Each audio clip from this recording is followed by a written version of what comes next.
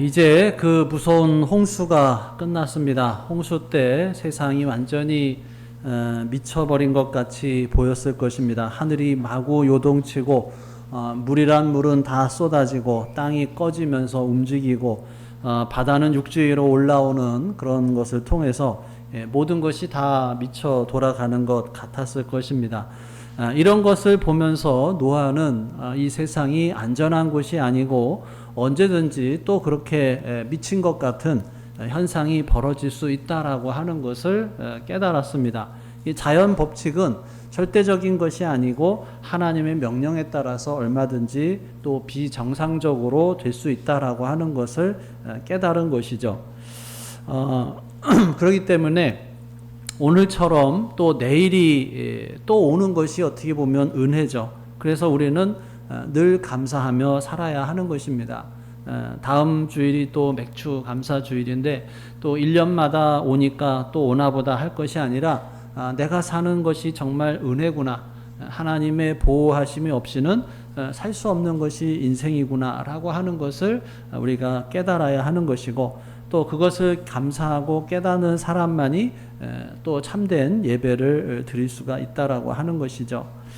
자, 오늘 1절 말씀을 다시 읽어보겠습니다. 시작. 하나님이 노아와 그 아들들에게 복을 주시며 그들에게 이르시되 생육하고 번성하여 땅에 충만하라. 이 말씀에 보면 하나님께서 노아에게 복을 주셨다. 복을 주신 것이 세 가지로 표현이 되죠. 생육하는 것, 번성하는 것, 땅에 충만한 것. 하나님이 인간을 만드셨을 때 저주를 받게 만드시지 않았어요. 불행하고 괴롭게 만들지 않으셨습니다. 하나님께서 인간을 처음 만드셨을 때 하나님과 인간이 교제하고 또 인간끼리 교제하고 사랑하도록 만드셨어요.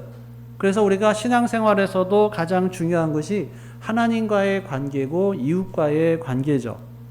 자, 창세기 1장 28절에 보면 하나님께서 인간을 만드시고 생육하고 번성해서 땅에 충만하라, 땅을 정복하라 이렇게 말씀하셨어요.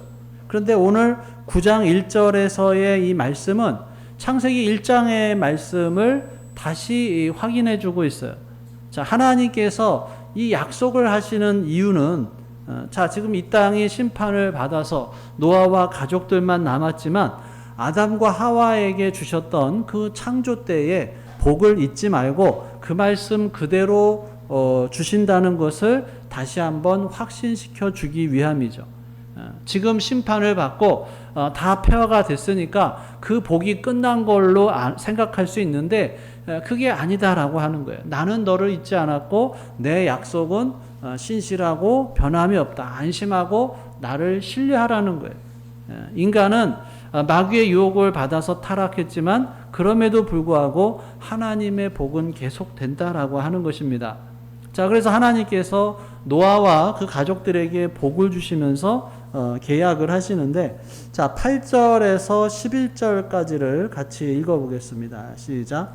하나님이 노아와 그와 함께한 아들들에게 말씀하여 이르시되 내가 내 언약을 너희와 너희 후손과 너희와 함께한 모든 생물 곧 너희와 함께한 새와 가축과 땅의 모든 생물에게 세우리니 방주에서 나온 모든 것 곧 땅의 모든 짐승에게니라. 내가 너희와 언약을 세우리니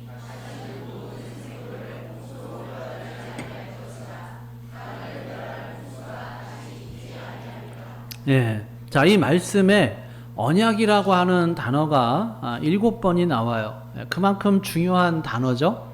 하나님께서 노아와 그 가족들에게 다시 시작할 수 있는 복을 주시면서 이 언약을 주시는데, 자, 이 9절을 다시 보면 하나님은 이 약속을 하시는 하나님이셔요. 내가 내 언약을. 하나님께서 약속을 하지 않고 일을 이루시지 않습니다. 하나님은 약속을 주시고 그 약속을 반드시 이루셔요. 그것을 우리가 신실하다라고 표현을 합니다. 신실하다라고 하는 것은 한번 약속한 것을 반드시 지킨다는 뜻이에요. 인간은 약속을 지킬 마음이 없어서 안 지키는 경우도 있고요. 능력이 안 돼서 못 지키는 경우도 있죠. 근데 하나님께서는 지킬 마음도 있으시고 능력도 있으셔서 한 번 하신 약속은 반드시 지키셔요. 그래서 우리가 예수 그리스도를 믿으면 구원을 받고 영생을 얻는다는 것에 대한 확신을 가질 수가 있는 것이죠. 하나님은 신실하신 분이시기 때문에 우리가 성경도 구약 또 신약이라고 하죠. 그 약이라고 하는 것이 계약, 언약, 약속을 말합니다. 그러니까 구약은 옛날 언약이고 신약은 새로운 언약이에요. 그러니까 성경은 한마디로 약속의 책입니다.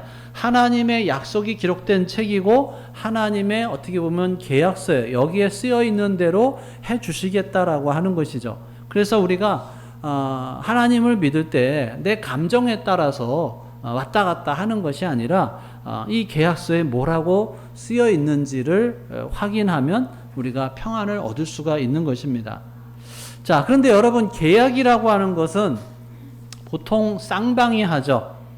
예를 들어서 뭐 집을 산다든지 하면 집을 사는 사람하고 파는 사람하고 같이 이렇게 계약을 하는데, 근데 여기서는 하나님께서 일방적으로 계약을 하셔요.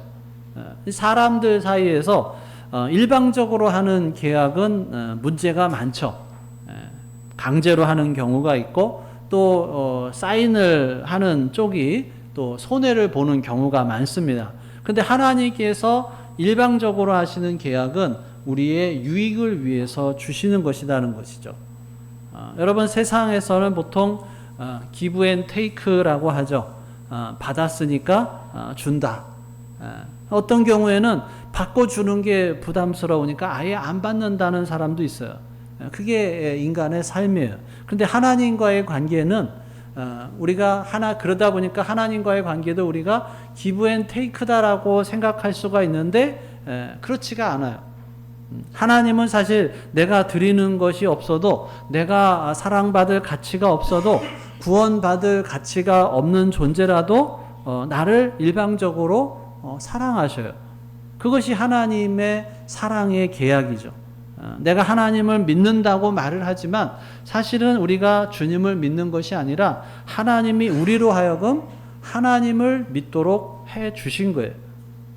선물을 주시면서 받으라고 하신 거예요. 그럴 때 저에게 주시는 선물이군요 하고 감사합니다 하면서 받는 것이 믿음이에요. 그래서 믿음을 통해서 은혜로 구원을 얻는 것이라고 사도 바울도 에베소서에서 말씀하고 있습니다. 하나님께서 놀랍게도 이미 2000년 전에 우리를 위해서 엄청난 일을 이루셨어요. 창조 전에 나를 택하시고 내 이름을 기억하시고 나에게 복을 주시고, 이것이 일방적인 하나님의 은혜고 사랑이고 복이고 계약이다라고 하는 거예요. 이런 계약을 우리와 맺으셨다라고 하는 것입니다. 하나님께서 이렇게 우리를 사랑하시는 분이시다라고 하는 것입니다. 자, 사실 노아가 하나님을 위해서 한 것은 별로 없어요. 물론 지난주에 살펴본 것처럼 방주에서 나오자마자 하나님께 예배를 드렸어요. 그런데 하나님은 조건 없이 노아에게 복을 주시고 그를 보호해 주기로 결정하시고 계약을 맺으셨습니다. 자, 그러면 그 계약의 내용이 뭐냐? 자, 11절을 다시 보시면, 자, 결코 다시는 땅을 홍수로 멸하지 않을 것이고 이런 홍수가 다시는 일어나지 않을 것이다라고 약속을 하신 거예요. 근데 여러분, 노아의 입장에서 보면 이게 무슨 뜻인지를 좀 더 이해할 수가 있죠. 자, 노아는 방주에 있다가 가족들과 짐승들과 같이 밖으로 나왔어요. 자, 그러면 처음 나오자마자 보게 된 세상이 어떤 세상이었을까요? 우리가 비가 한번 이렇게 쫙 오고 나면 공기도 맑아지고 이런 참 보기 좋은, 정말 하늘도 깨끗하다, 이런 세상이었을까? 그게 아니라 완전히 폐허죠. 집과 논과 밭과 먹을 것은 전혀 없는 처참하고 상상할 수 없는 폐허예요. 거기에 뭐 조금 싹이 나는 정도였을 것입니다. 자, 그때 노아와 가족들이 그런 세상, 그런 현실을 보면서 뭘 느꼈을까라고 하는 거예요. 이제 우리가 여기다가 집도 짓고 엄청난 도시를 세워야지, 농사를 지어서 먹을 것을 많이 얻어야지, 이런 미래에 대한 꿈을 꿀 수 있었을까라고 하는 거예요. 그러기보다는 그냥 좌절과 실망과 더 나아가서 절망감을 느끼지 않았을까? 도대체 어떻게 살아야 되나? 이 폐허 위에서 우리가 앞으로 어떻게 살아갈 수 있을까? 어디서부터 뭘 시작을 해야 될까? 너무 막막하고 두려웠을 것이다 라고 하는 거예요. 그때 하나님께서 노아에게 나타나셔서 복을 주시면서 말씀하셔요. 너는 생육하고 번성해서 땅에 충만하라. 다시는 물로 심판하지 않겠다. 이게 무슨 의미냐? 두려워하는 노아에게서 두려움을 거둬주시는 거예요. 사실 우리가 걱정하고 염려하고 근심하는 것이 뭐예요? 뭘 걱정하고 뭘 두려워하나요? 사실 따지고 보면 대부분 먹을 것과 입을 거예요. 그런데 그런 것보다 더 중요한 것은 두려움을 없애는 거예요. 대부분의 사람들은 두려움에 사로잡혀 있습니다. 어떤 사람들은 병에 걸려서 죽음에 대한 두려움에 사로잡히고, 사업이 실패하거나 또는 직장일이 안 되거나 자녀가 부모의 뜻대로 잘하지 않으면 두려움이 생겨요. 배우자에 대한 두려움이 있을 수도 있고, 사람을 힘들게 만드는 게 두려움이죠. 왜냐하면 미래는 우리들에게 있어서 알 수 없는 세계이기 때문에 그래요. 하나님은 아시지만 우리는 알지 못합니다.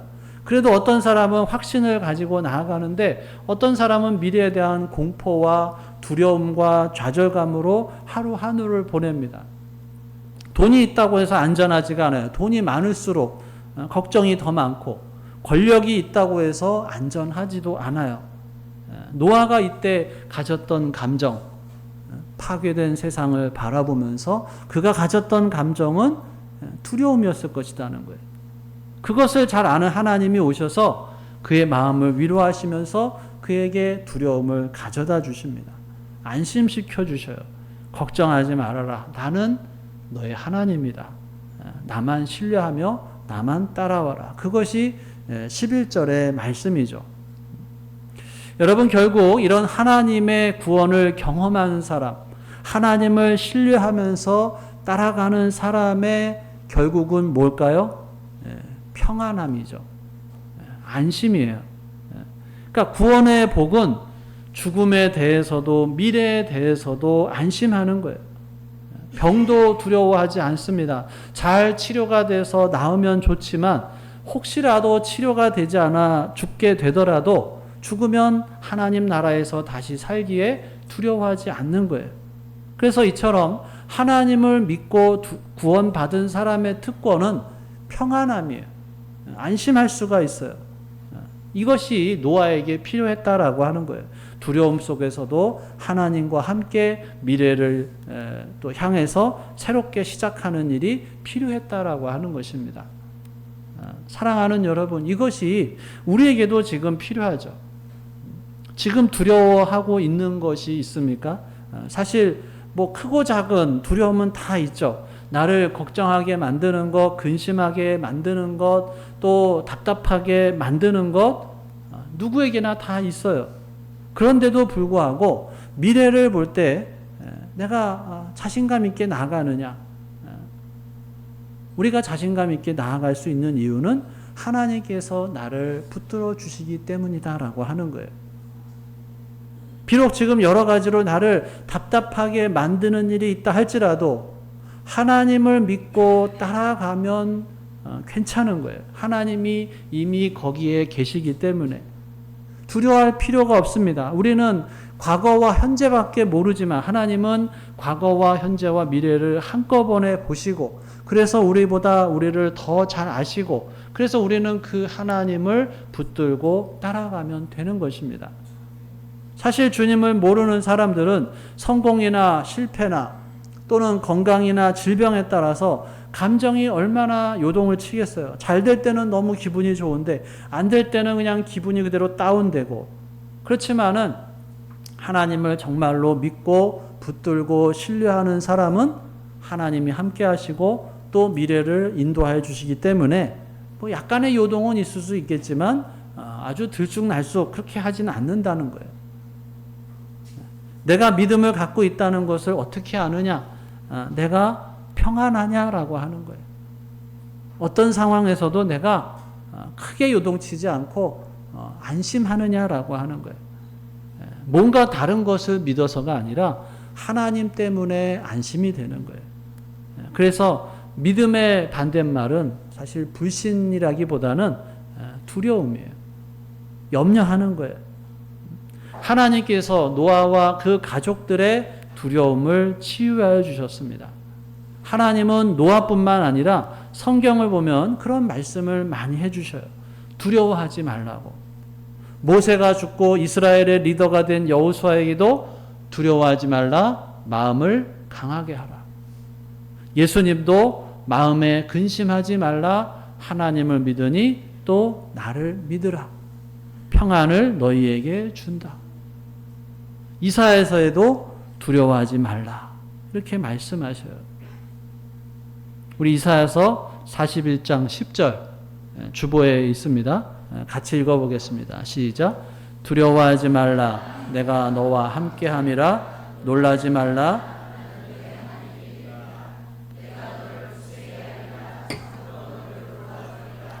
참으로 나의 의로운 오른손으로 너를 붙들리라.